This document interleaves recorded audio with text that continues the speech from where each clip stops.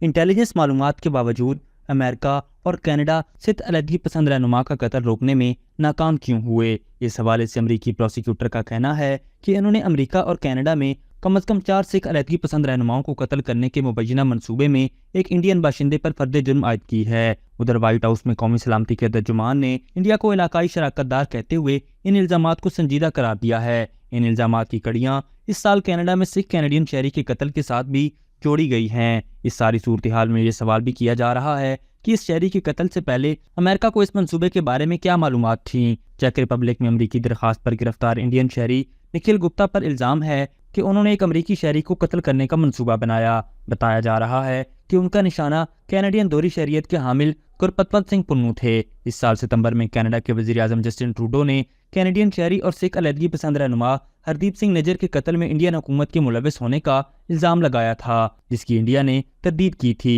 जब कैनेडियन वजीर आजम ने इल्जाम लगाया था तो उनका करीबी इत्तेहादी अमरीका खामोश था। अमरीकी एहलकारों ने खदशात जाहिर किए थे, लेकिन जस्टिन ट्रूडो के साथ हम आवाज़ नहीं हुए थे, ना ही इंडिया को बराह रास्त तनकीद का निशाना बनाया था।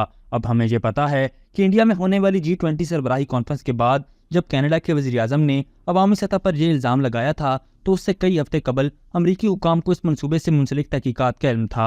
एक सीनियर अमरीकी एहलकार ने इस बात की तस्दीक की है कि अमरीकी सदर जो बाइडन ने G20 के दौरान इंडियन वज़ीर आज़म नरेंद्र मोदी से इस मामले पर तशवीश का इजहार किया था।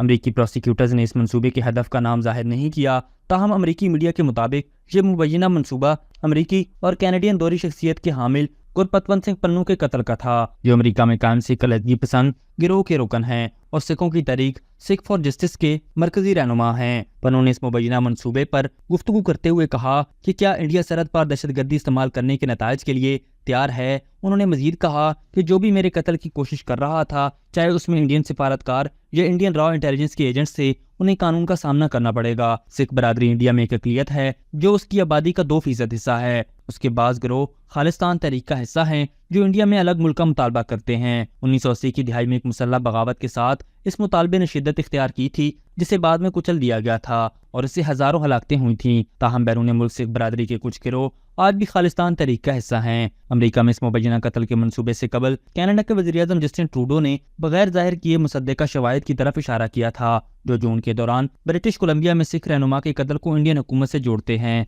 ताहम इंडिया ने इस कत्ल में कोई भी किरदार अदा करने की तरदीद की है। ट्रूडो ने कहा कि बुध को फतेह जुर्म आयद होने पर इंडिया को ये इल्जामात संजीदगी से लेने होंगे। इंडिया ने कनाडा के वज़ीर आज़म जस्टिन ट्रूडो के इल्जाम को बेतुका करार दिया था और उसकी वजह से दोनों मुल्कों के ताल्लुकात में मजीद तनाव आया था और जस्टिन ट्रूडो पर अपने दावों को साबित करने के लिए सबूत सामने लाने का दबाव भी बढ़ गया था। लेकिन अमरीकी माहिरीन का कहना है कि अमरीका की तरफ से लगाए गए फर्द जुर्म से इनके दावों को वजन मिला है। यहाँ ये बात भी काबिल जिक्र है कि पिछले 50 सालों में पहली मरतबा भारतीय खुफिया एजेंसी राह का कोई भी नुमाइंदा इस वक्त अमेरिका या नॉर्थ अमेरिका में भी नहीं है और कनाडा ने भी उनको मुकम्मल तौर पर निकाल दिया है, क्योंकि ये वहाँ पे कत्लो गारत और दहशतगर्दी जैसे वाक़यात में मुलविस थे, जिस वजह से भारत की साख इतनी कमज़ोर हो चुकी है कि उनका कोई नुमाइंदा अब कोई बड़ा मुल्क बर्दाश्त नहीं करता, जिससे मालूम होता है कि ये पूरी इंडियन इंटेलिजेंस का कोलैप्स है।